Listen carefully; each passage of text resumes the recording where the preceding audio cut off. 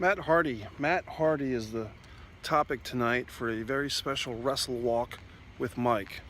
Now, I know you're used to the Wrestle rides, but we're going to do a little something different here, Wrestle Walk. And I'll start with a little anecdote. 2002, I was in Rhode Island, and I actually signed up for it's supposed to be a bus trip. It turned out to be like a van trip. It's supposed to be a luxury bus. Turned out to be a packed van full of Smart Mark wrestling fans going from Boston all the way to Philadelphia for one of the very early Ring of Honor shows. And they picked me up in Rhode Island, and although I was the biggest man size-wise on this fucking van, because I got picked up last, they had me sitting in the corner seat and very uncomfortable the whole time. But anyway, I remember being in this van full of Smart Marks, and it was like I could feel this above our heads and beneath the roof of this van, this think tank, this brain, this collective brain of Wrestle Geek that I was part of. And one of like the 12, there was like 12 or 14 of us packed into this fucking thing. And one of the guys said pretty early on in the drive, for some reason they were discussing the Hardys. The Hardy Boys came up, Matt and Jeff Hardy. And somebody said, and I'll never forget this quote. This was 2002, mind you. The quote was, "Jeff Hardy likes the idea of being a professional wrestler, but Matt Hardy likes being a professional wrestler." Jeff Hardy likes the idea of being a professional wrestler, and Matt Hardy likes being a professional wrestler.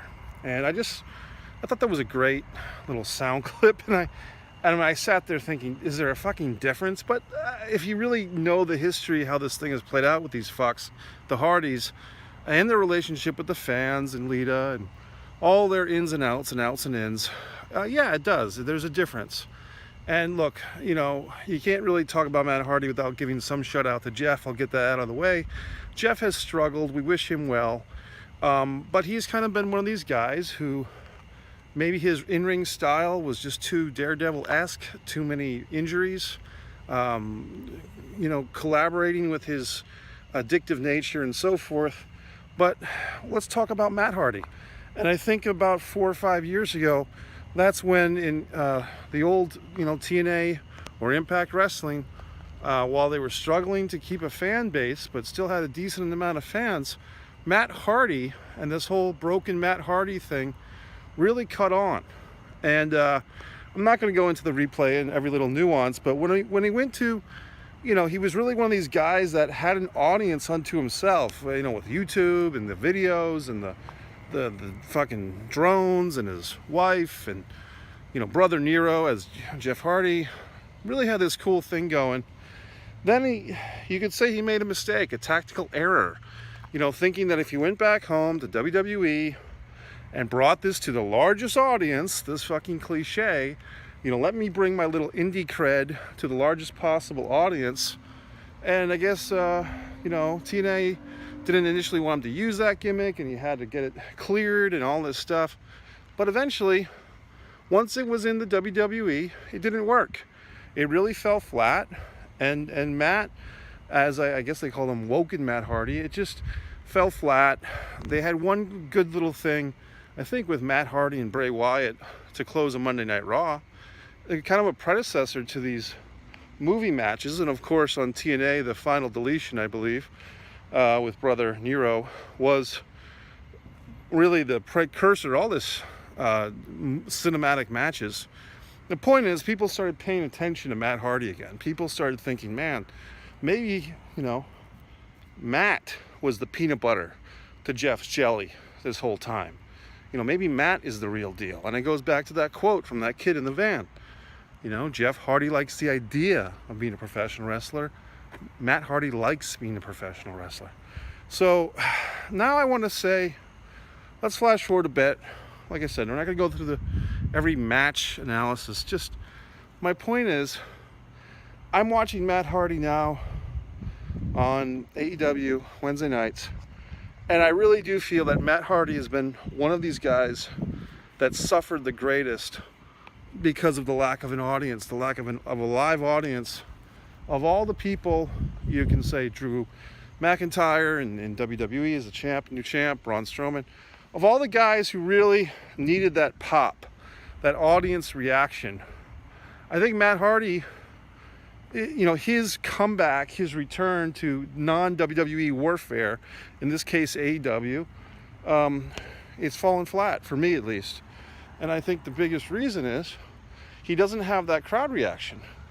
You know, part of the whole Matt Hardy aura was the fact that the audience was there to respond.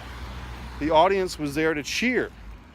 And the audience was just cheering this veteran guy who, if you think about it, I mean, didn't Matt Hardy job to Razor Ramon or on one of the early Raws? Was that him or was that his brother? But in any event, these guys have been around, you know, whether it's in the backyards of North Carolina, and we know their whole story, you know, raised by a single father, blah, blah, blah, loving wrestling, their little trampoline league, and blah, blah, blah. But you see them on AEW now, and if you hear guys like Jake the Snake Roberts talk about, oh, you only need, you know, 5 or 6 moves, snap clothesline, DDT, you know, lift your fingers up. You know, Jake the Snake talks about that. Kevin Nash talks about that. Cornette talks about that. Cena, the 5 moves of doom. I think Matt Hardy, he's kind of bringing that hokey poke WWE veteran style. Like, oh, I've got my 5 or 6 moves. I've got my twist of fate. I've got my, you know, run in the corner, jump on somebody's back, give someone a fucking splash, whatever the fuck. And changing costumes in the middle of a match, it's a little bit too Mick Foley, Royal Rumble 98, okay? I just don't feel that Matt Hardy, I think he's another one of these wrestlers, and I'm thinking of guys like Chris Jericho, to be honest, and Foley, and a few others. Some of these veteran wrestlers who were part of the Attitude Era in WWF, once again, namely Jericho and you know, Foley in this case, Matt Hardy, and you know, you can say Edge if you want. They kind of, these A- players in their own minds are A+ players. Does that follow? Does that compute? Like, you know, Chris Jericho, look, Hall of Famer, unbelievable career. But he's like the guy who gets an A with a 94 compared to The Rock's 99 or 100, or Austin's 99 or 100. And you know, Jericho is a 94.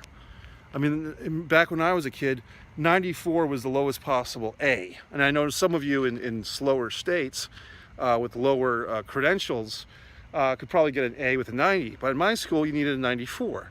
So Chris Jericho's like a 94, 95 A. Matt Hardy's like a 90. He's really like an 88 or an 89 who thinks he's a 94. Actually, he thinks he's a 99. You see what I'm saying?